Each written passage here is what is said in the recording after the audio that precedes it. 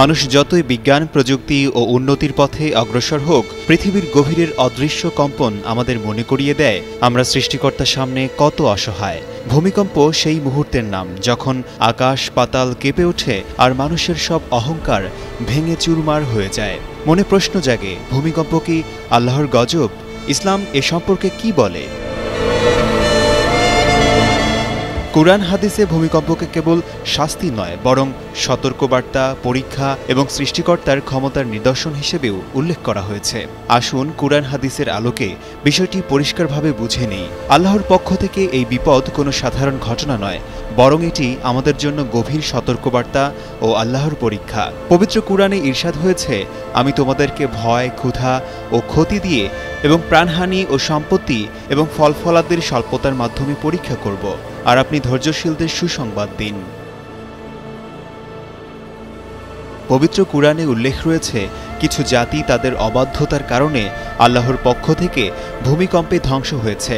তাদের অন্যতম সামুদ জাতি। আল্লাহ তাআলা কুরআনে সে ঘটনা এভাবে উল্লেখ করেছেন, অতঃপর ভূমিকম্প তাদের গ্রাস করল আর তারা নিজ গৃহে উপুর হয়ে পড়ে রইল।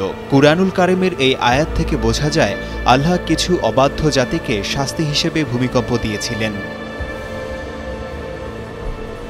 ভূমিকম্প আল্লাহর গজবের পাশাপাশি তা মানুষের তওবা, আত্মসমালোচনা ও আল্লাহর দিকে ফিরে আসার জন্য একটি সতর্কবার্তা হতে পারে। আল্লাহ তাআলা বলেন, আমি নিদর্শনসমূহ পাঠাই শুধুমাত্র ভয় সতর্কতা প্রদর্শনের জন্য।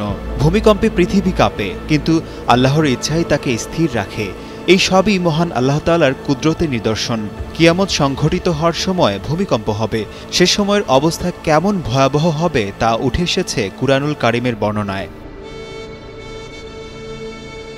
নিশ্চয়ই কিয়ামতের ভূকম্পন একটি ভয়াবহ ব্যাপার। সেদিন তোমরা দেখবে প্রত্যেক স্তন্যদানকারী আপন দুগ্ধপোষ্য শিশুকে ভুলে যাবে এবং প্রত্যেক গর্ভধারিণী তার গর্ভপাত করে ফেলবে।